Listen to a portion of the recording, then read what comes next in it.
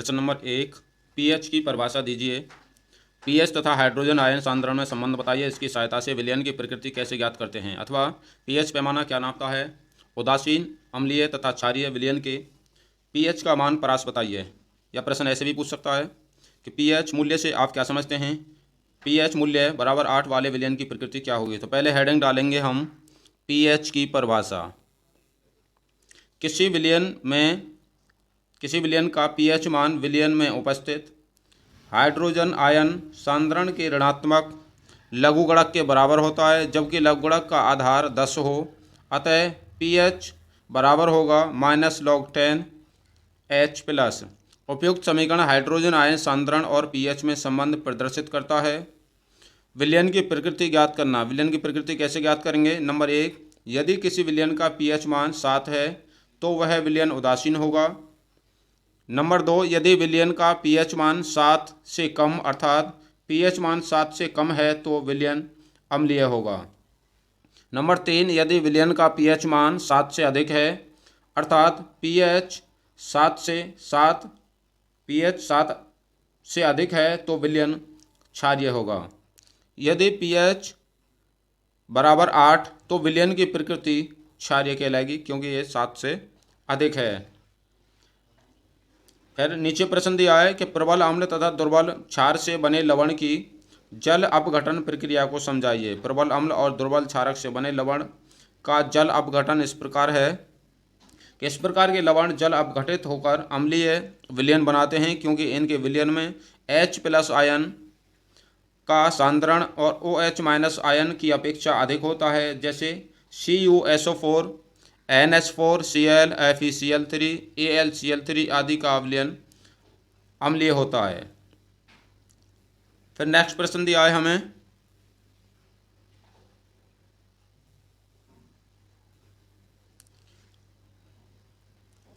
Plaster of Paris बनाने की एक विधि एवं एक उपयोग को आवश्यक रासायनिक समीकरण देते हुए लिखिए। जल के साथ इसकी क्रिया बताइए। प्लास्टर ऑफ पेरिस की अभिक्रिया लिखिए। प्लास्टर ऑफ पेरिस एक रासायनिक गुणधर्म का समीकरण है। इस तरह से भी प्रश्न पूछ सकता है, तो हम हेडिंग डालेंगे प्लास्टर ऑफ पेरिस।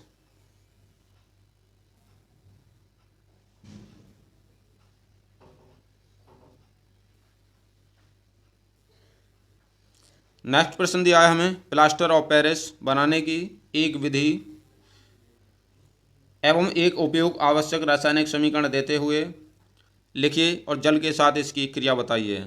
या बार बार पूछा गया प्रश्न है। प्लास्टर ऑफ पेरिस की जल नियोजन अभिक्रिया लिखिए या प्लास्टर ऑफ पेरिस के एक रासायनिक गुणधर्म का समीकरण दीजिए। तो पहले हेडिंग डालेंगे हम plaster of Paris. Calcium sulphate hemihydrate ये इसका रासायनिक नाम है प्लास्टर ऑफ पेरिस का, और इसका अणुसूत्र है CaSO4 × 1/2H2O। या प्लास्टर ऑफ पेरिस को ऐसे भी लिख सकते हैं अणुसूत्र को CaSO4 × H2O। बनाने की विधि है कि जिप्सम को 120 से 130 डिग्री सेंटीग्रेड तक गर्म करने पर यह प्लास्टर ऑफ पेरिस बनाता है। तो देख लें, 2CaSO4 × 2H2O इजिकल टू हमने इसे गर्म किया 120 से 130 डिग्री सेंटीग्रेड तक, तो ये बना CaSO4 × 10H2O प्लस 3 अणु बचे जल के। ये जल है यहाँ पर जल। ये बन गया plaster of Paris. Plaster of Paris के उपयोग देख लें। नंबर 1 है मूर्तियाँ बनाने में काम आता है। नंबर 2 चौक बनाने में प्रयोग किया जाता है। प्लास्टर ऑफ पेरिस की जल के साथ क्रिया। तो जल के साथ क्रिया देख लें। जल के साथ क्रिया करके जिप्सम बनाता है ये CaSO4 × 1/2H2O। ये प्लास्टर ऑफ पेरिस लिया हमने, प्लस 3/2 H2O, 3 अणु हमने 3/2 जल के अणु लिए यहाँ पर। तो ये क्रिया कराई इसकी CaSO4 × 2H2O, जो कि ये जिप्सम प्राप्त हुआ। आगे देखते हैं फिर प्रश्न।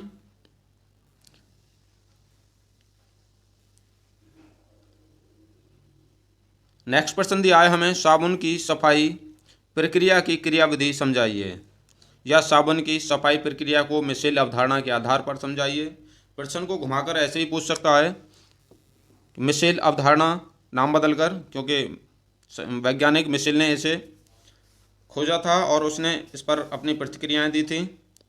मिशेल की अवधारणा के आधार पर साबुन की सफाई क्रियाविधि समझें। यहाँ से मिशेल को जल में घोलने पर RCOO- तथा Na+ या K+ में आयनित हो जाता है। RCOO- के दो भाग होते हैं। नंबर 1 ध्रुवीय भाग, इसमें एल्किल समूह R एक लंबी श्रृंखला वाला समूह है। यह जल विरोधी तथा तेल स्नेही होता है। नंबर 2 है ध्रुवीय भाग, इसमें उपस्थित कार्बोक्सिलेट आयन COO- ध्रुवीय होता है तथा जल स्नेही है।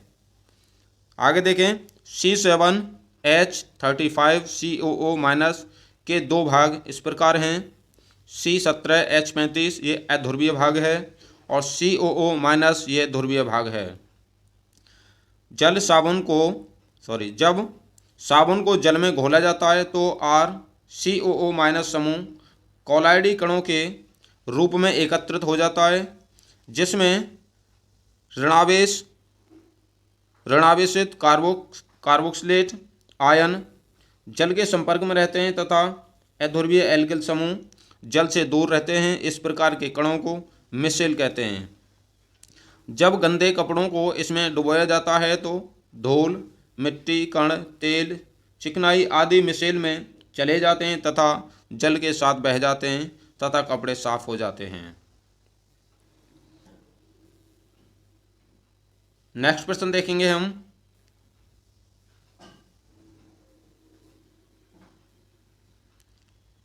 नेक्स्ट प्रश्न दिया है हमें, सजातीय श्रेणी से आप क्या समझते हैं।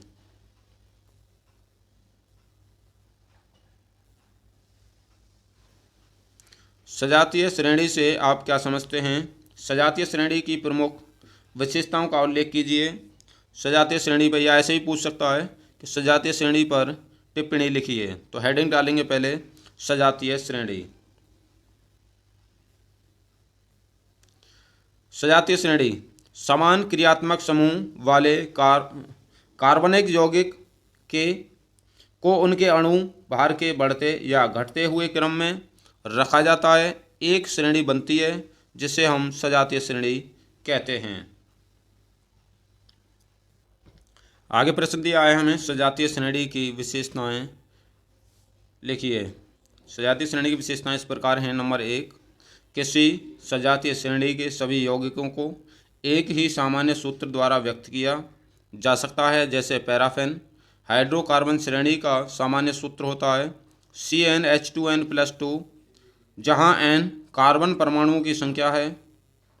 नंबर 2 दिया है हमें, प्रत्येक यौगिक सजातीय श्रेणी के अन्य यौगिकों का सजातीय कहलाता है और वह अपने से अगले तथा पिछले सदस्य से -CH2 का सामान्य अंतर रखता है, जैसे CH4, C2H6, C3H8, C4H10। Number 3 दिया है फिर, सजातीय श्रेणी के सभी यौगिकों को कुछ सामान्य विधियों द्वारा बनाया जा सकता है। नंबर 4, चूँकि सजातीय श्रेणी के सभी यौगिकों में क्रियात्मक समूह समान रूप मूलक समान होता है, इसलिए इनके रासायनिक गुण भी समान होते हैं। फिर नंबर 5 दिया है, सजातीय श्रेणी के यौगिकों में अणुभार बढ़ने के साथ ही अनेक भौतिक गुणों जैसे क्वथनांक तथा गलनांक में क्रमित परिवर्तन होने लगता है। सजातीय श्रेणी की विशेषताएं हैं। आगे फिर नेक्स्ट प्रश्न दिया है हमें। नेक्स्ट प्रश्न इस प्रकार है, बार बार पूछा गया है और इस बार भी पूरी तरह से आने की संभावना है दोनों प्रश्नों की। नंबर 1 है, प्रतिस्थापन अभिक्रिया पर संक्षिप्त टिप्पणी लिखिए। तो सबसे पहले हेडिंग डालेंगे प्रतिस्थापन अभिक्रिया। किसी यौगिक के अणु में एक या एक से अधिक परमाणुओं को किसी अन्य परमाणु विस्थापित करने की क्रिया को प्रतिस्थापन अभिक्रिया कहते हैं। उदाहरण देख लें इसका। उदाहरण दिया हमें CH4 methane, Cl2 minus HCl की उपस्थिति में क्रिया कराई तो ये बना CH3Cl। फिर इसकी क्रिया कराई हमने Cl2 माइनस HCl की उपस्थिति में तो ये बना CH2Cl2। फिर इसकी क्रिया कराई Cl2 माइनस HCl तो फिर ये बना CHHCl3। फिर क्रिया कराई हमने इसकी Cl3 माइनस HCl तो ये बना CCl4 यानी कार्बन टेट्राक्लोराइड। नंबर सेकंड है योगात्मक या संकलन अभिक्रिया पर टिप्पणी लिखिए। हेडिंग डालेंगे योगात्मक या संकलन अभिक्रिया। जब दो या दो से अधिक यौगिक परस्पर क्रिया करके केवल एक उत्पाद का निर्माण करते हैं तो इस प्रकार की क्रिया को योगात्मक या योगशील क्रिया कहते हैं। हाइड्रोजन से क्रिया करा दें इसकी। हाइड्रोजन से क्रिया हेडिंग डालें। बारीक निकेल चूर्ण को उत्प्रेरक की उपस्थिति में -250 डिग्री सेंटीग्रेड पर एथिलीन हाइड्रोजन से क्रिया कर एथेन बनाती है। तो देख लें जैसे CH2 डबल बॉन्ड CH ये एथिलीन का सूत्र है प्लस H2 250 डिग्री सेंटीग्रेड पर Ni यानी निकेल की उपस्थिति में क्रिया कराई हमने इसकी तो ये बना CH3 सिंगल बॉन्ड CH3 यानी एथेन प्राप्त हुआ। चलिए आगे देखते हैं। दोनों मोस्ट इम्पोर्टेंट अभिक्रियाएं हैं, टिप्पणी के रूप में पूछी जाएंगी, सभी याद करें। आगे फिर नेक्स्ट प्रश्न दिया है हमें एस्टरीकरण। ये भी टिप्पणी के रूप में पूछा जाएगा, बार बार पूछा गया है। एस्टरीकरण पर संक्षिप्त टिप्पणी लिखिए या किण्वन पर संक्षिप्त टिप्पणी लिखिए, इस तरह से पूछेगा। तो नंबर पहला है, पहली हेडिंग है एस्टरीकरण। सांद्र सल्फ्यूरिक अम्ल की उपस्थिति में कार्बोक्सिलिक अम्लों या वसा अम्लों को अल्कोहल के साथ 150 डिग्री सेंटीग्रेड तक गर्म किया जाता है तो जल तथा एस्टर बनता है।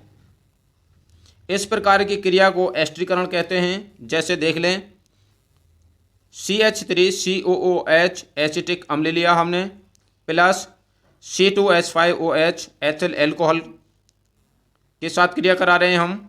सांद्र H2SO4 140 डिग्री सेंटीग्रेड टेम्परेचर पर तो ये बना हमारा CH3COO C2H5 यानी एथिल एसीटेट और प्लस जल।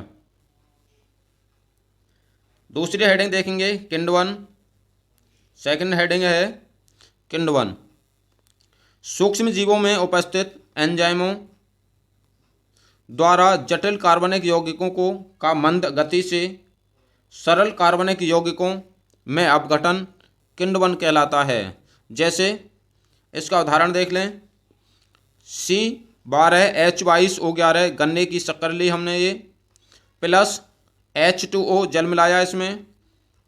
इन्वर्टेज एंजाइम की उपस्थिति में क्रिया कराई हमने इसकी तो ये बना C6H12O6 glucose plus C6H12O6 fructose. Glucose और फ्रक्टोज में टूट जाता है। या दूसरा देख लें ग्लूकोज C6H12O6 या फ्रक्टोज का जाइमेस और एंजाइम की उपस्थिति में क्रिया कराई हमने तो ये बना 2C2H5OH एथेनॉल बन गया यहाँ पर और प्लस 2 अणु CO2 यानी कार्बन डाइऑक्साइड के 2 अणु मिले हमें। आगे फिर क्रिया दिया हमें प्रतिस्थापन अभिक्रिया, पहले भी करवा चुका हूँ, एक नज़र यहाँ भी देख लें। प्रतिस्थापन अभिक्रिया किसी यौगिक के अणु से एक या एक से अधिक परमाणुओं को किसी अन्य परमाणु विस्थापित करने की क्रिया को प्रतिस्थापन अभिक्रिया कहते हैं। और उदाहरण है इसका जो पीछे हमने क्वेश्चन में किया है वो ये सेम एक बार देख लें। चलिए आगे बढ़ते हैं।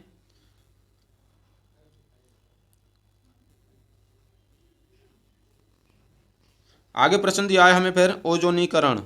ओजोनीकरण पर टिप्पणी पूछेगा। अक्रिय विलायक की उपस्थिति में एल्कीन की ओजोन से क्रिया कराने पर ओजोनाइड बनाते हैं जिनको Zn की उपस्थिति में अपचयन करने पर कार्बनिक यौगिक बनाते हैं। इस प्रकार की क्रिया को ओजोनीकरण कहते हैं। जैसे इसकी अब रिएक्शन देख लें CH2 double bond CH2 plus O3 equal to ये बना CH2 single bond CH2 single bond O और इधर भी सिंगल बॉन्ड O, तो दोनों से ये बना O। ZnH2O की उपस्थिति में क्रिया कराई हमने इसकी, तो ये बन गया HCHO प्लस H2O2। अगला है फिर श्मिट अभिक्रिया। श्मिट अभिक्रिया को समझें, ये भी कई बार पूछा गया है एग्जाम में। सांद्र H2SO4 की उपस्थिति में कार्बोक्सिलिक अम्लों की हाइड्रोजोइक अम्ल N3H से क्रिया कराने पर प्राथमिक एमीन बनाते हैं। इस प्रकार की क्रिया को श्मिट अभिक्रिया कहते हैं। जैसे उदाहरण देख लें, CH3COOH प्लस N3H सांद्र H2SO4 की उपस्थिति में क्रिया कराई हमने इसकी, तो ये मिला हमें CH3NH2 plus CO carbon dioxide plus N2। अगला देखें फिर निर्जलीकरण अभिक्रिया। फॉस्फोरस पेंटासाइड से क्रिया कराने पर एसिटिक अम्ल के 2 अणुओं में से एक जल का तथा एक अणु निकलता है तथा अम्ल एनहाइड्राइड बनाता है। इस प्रकार की क्रिया को निर्जलीकरण कहते हैं। एक बार और देखें, फॉस्फोरस पेंटासाइड से क्रिया कराने पर एसिटिक अम्ल के 2 परमाणुओं में से एक से जल का एक अणु निकलता है तथा अम्ल एनहाइड्राइड बनाता है। इस प्रकार की क्रिया को निर्जलीकरण कहते हैं। जैसे रिएक्शन देख लें इसकी, 2CH3COOH is equal to P2O5 oxygen की उपस्थिति में क्रिया कराई हमने इसकी, तो ये बना CH3CO का whole twice into O plus H2O। Next प्रश्न देखते हैं। नेक्स्ट प्रश्न दिया है फिर हमें साबुनीकरण। मोस्ट इंपोर्टेंट क्वेश्चन है ये सभी, पेपर से पहले एक बार जरूर देखकर जाएं। मोस्ट इंपोर्टेंट प्रश्न है सभी। साबुनीकरण हेडिंग डालेंगे, साबुनीकरण उच्च वसीय अम्लों के सोडियम तथा पोटेशियम लवणों को साबुन कहते हैं। जब तेल अथवा वसा यानी फैट को सोडियम हाइड्रोक्साइड NaOH अथवा पोटेशियम हाइड्रोक्साइड के साथ गर्म किया जाता है तो साबुन बनता है। यह क्रिया साबुनीकरण कहलाती है। इसके निर्माण में प्राप्त सह उत्पाद ग्लिसरॉल है। देख लें, जैसे CH2O into CO into R, CHO into CO into R, ये सिंगल बॉन्ड है, into CH2O into CO into R plus क्रिया कराई हमने इसकी 3NaOH, तो ये बना CH2OH single bond CH2OH single bond CH2OH, ये ग्लिसरॉल बन गया, प्लस 3R इंटू COONA, ये साबुन बन गया। नेक्स्ट देखते हैं फिर हम। नेक्स्ट दिया है हमें प्रश्न, अगला प्रश्न, प्रकाश संश्लेषण किसे कहते हैं? बायोलॉजी का क्वेश्चन है ये। प्रकाश संश्लेषण की क्रियाविधि का वर्णन कीजिए। तो पहले हेडिंग डालेंगे हम प्रकाश संश्लेषण। पौधे पर्णहरित तथा सूर्य के प्रकाश की उपस्थिति में CO2 यानी कार्बन डाइऑक्साइड तथा जल से भोज्य पदार्थों का निर्माण करते हैं। इस क्रिया को प्रकाश संश्लेषण कहते हैं। इस क्रिया में जल का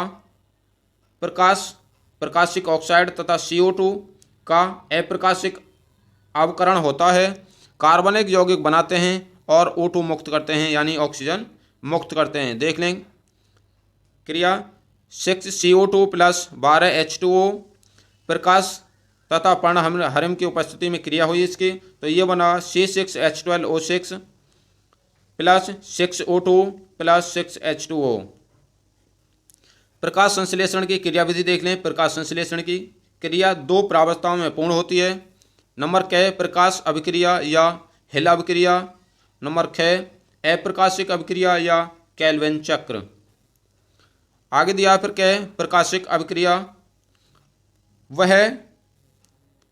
यह क्रिया प्रकाश की उपस्थिति में हरित लवक के ग्रेनम में होती है। प्रकाश अभिक्रिया में प्रकाश ऊर्जा का रूपांतरण रासायनिक ऊर्जा में हो जाता है। यह ऊर्जा ATP में संचित हो जाती है। इस क्रिया को फोटोफॉस्फोरिलेशन कहते हैं। प्रकाश अवशोषित करके पर्णहरिम ऊर्जान्वित हो जाता है। इससे उच्च ऊर्जा इलेक्ट्रॉन मुक्त होता है। हरित लवक में अनेक इलेक्ट्रोग्राही होते हैं। इनके माध्यम से ऊर्जान्वित क्लोरोफिल अपनी मूल अवस्था में चक्रीय या अचक्रीय फोटोफोरिलेशन द्वारा आ जाता है। बढ़िया और इम्पोर्टेंट प्रश्न है, एक बार अवश्य देखें। आगे फिर हमें दिया है अंतर। अंतर जरूर पूछा जाएगा, एक तो पूछा ही जाएगा और एक से ज़्यादा भी पूछा जा सकता है। जैसे प्रश्न दिया है धमनी तथा शिरा में अंतर बताइए, तो एक तरफ धमनी लिखेंगे और दूसरी तरफ शिरा लिखेंगे। धमनी नंबर फर्स्ट,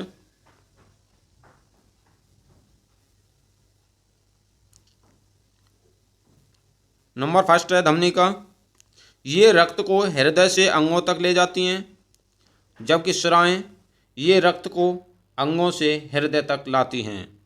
नंबर 2, धमनियाँ, इनमें शुद्ध रक्त बहता है।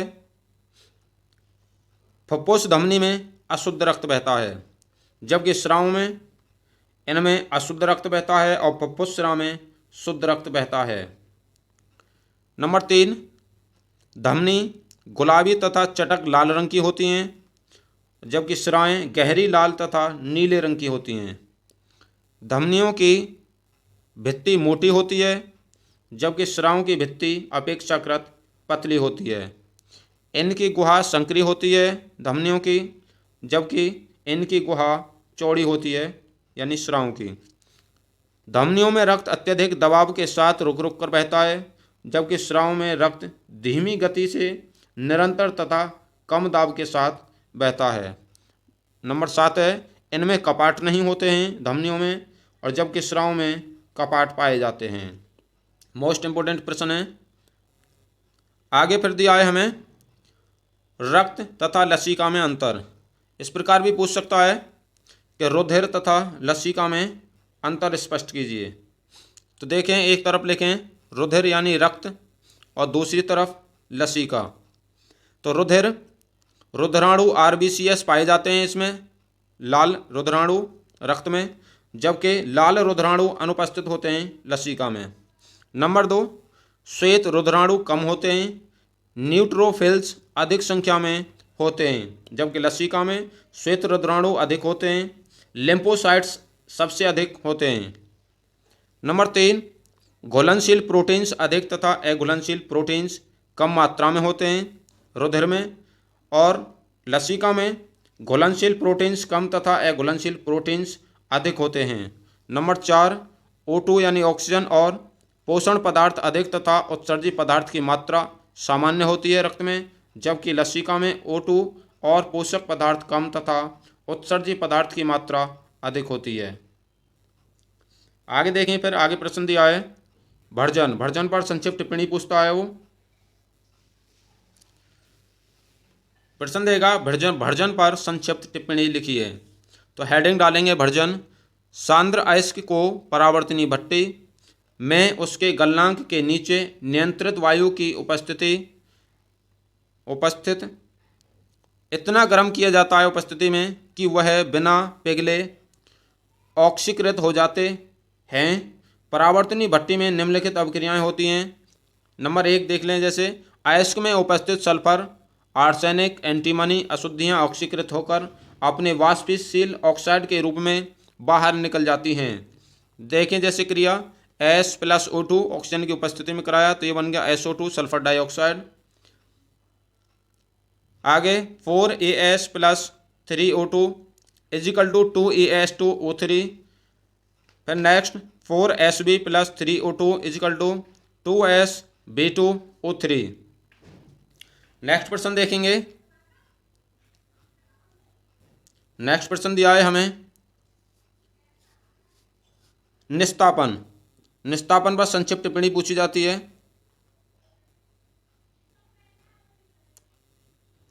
हेडिंग डालेंगे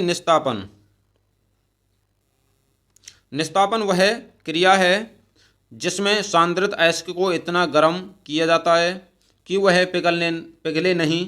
इस क्रिया को अयस्क में से जल या वाष्पशील पदार्थ निकल जाते हैं और अयस्क सांद्र हो जाता है। यह विधि कार्बोनेट, जलीय ऑक्साइड अयस्कों के साथ प्रयुक्त की जाती है। जैसे क्रिया देख लें ZnCO3 calcine is equal to ZnO plus CO2 carbon dioxide 2Fe2O3 into 3H2O is equal to 2FeO3 plus 3H2O।